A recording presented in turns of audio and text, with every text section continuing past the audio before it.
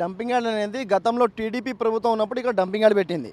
అప్పుడు టీడీపీ ప్రభుత్వం ఏం చేసిందంటే అప్పుడు ఏదైతే ఉప్పల్ నియోజకవర్గంకు సంబంధించిన చెత్త మాత్రమే ఇక్కడ వేయాలి అని చెప్పేసి వాళ్ళు ఒక డంపింగ్ది చెత్త వేయడం స్టార్ట్ చేశారు. తదనంతరం కాంగ్రెస్ ప్రభుత్వం వచ్చింది. కాంగ్రెస్ ప్రభుత్వం వచ్చి ఏం చేసింది, ఇట్లా ఉప్పల్ది కాదు మొత్తం సిటీ చెత్త మొత్తం ఇక్కడ వేయడానికి కాంగ్రెస్ ప్రభుత్వం. అప్పుడు కూడా నాశనం చేసింది కాంగ్రెస్ ప్రభుత్వమే, ఇప్పుడు కూడా నాశనం చేసింది మొత్తం కాంగ్రెస్ ప్రభుత్వమే.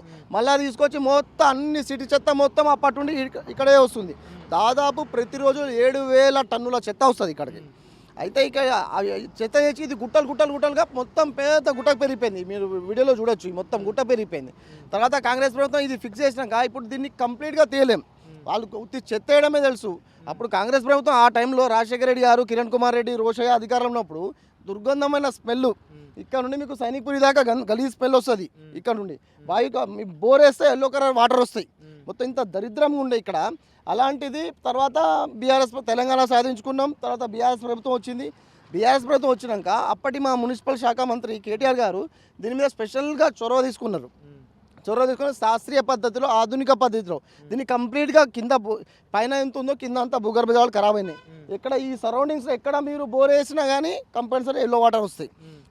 ఆ వాటర్ తాగినాక దద్దులు రావడం, అనారోగ్యాలు రావడం, కొన్ని వ్యాధులు వచ్చి చాలామంది అప్పట్లో చనిపోవడం జరిగింది. ఇంకొకటి ఏంటంటే ఈ డంపింగ్ యార్డ్ పెట్టిన రామ్కీ సంస్థ ఇక్కడ నేను హాస్పిటల్ పెడతా, మంచి నీరు ఇస్తా, మంచి ఫెసిలిటీ ఇస్తా అని చెప్పేసి చెప్పిండు.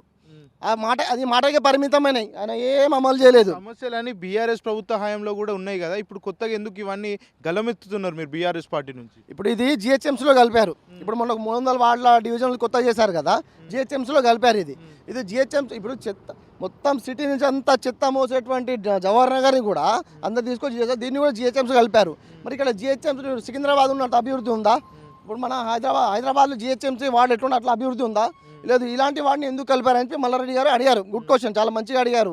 ఇప్పుడు ఇక్కడ మీరు చెత్త ఇస్తున్నారు కదా, నేను ఏమంటున్నా అంటే కొంచెం ఒక 2 minutes మీకు క్లారిఫికేషన్ ఇస్తా. కేటీఆర్ గారు వర్కింగ్ ప్రెసిడెంట్గా ఉండే ఆయన ఆధునిక పరిస్థితుల్లో చైనా అక్కడ చూసి చెత్తని వాళ్ళు ఏం చేస్తున్నారో అక్కడ అంతా తిరిగి చూసి ఈ చెత్తని కంప్లీట్గా తీయలేం కాబట్టి ఈ చెత్తని ఆధునిక పద్ధతిలో ఏం చేశారంటే ఒకటి వచ్చేసి పొడి చెత్తతో పవర్ ప్లాంట్ కరెంటు తయారు చేయొచ్చు. పవర్ ప్లాంట్ పెట్టారు పొడి చెత్తతో కేటీఆర్ గారు. ఆఫ్టర్ తడి చెత్తతో సేంద్రియ ఎరువులు తయారు చేసే ఎక్విప్మెంట్ పెట్టారు. తర్వాత ఏదైతే బిల్డింగ్ డస్ట్మెండల్ వస్తుంది కదా, ఆ బిల్డింగ్ డస్ట్మెండల్తో పార్కింగ్ టైల్స్ ఉంటాయి కదా, అవి తయారు చేసే ఎక్విప్మెంట్ పెట్టారు ఇక్కడ. ఆఫ్టర్ దెన్ ఏదైతే లీషెట్ వాటర్, ఏదైతే గలీజ్ వాటర్ వస్తాయో అవి భూగర్భాలు ఖరాబ్ కాకూడదని చెప్పేసి మీరు ఇక్కడ చూడండి, వీడియోలో మీకు చూపిస్తా ఉన్నా. ఏదైతే అది ఉందో ఆ లీషెట్ వాటర్ని మీరు ప్యూరిఫై చేసింది బ్లూ కలర్ షెడ్, అది కేటీఆర్ గారి చేతుల మీద ప్రారంభోత్సవమైంది. అది పెట్టి లీషెట్ వాటర్ ఏదైతే ఇది లేకుండే బీఆర్ఎస్ ప్రభుత్వం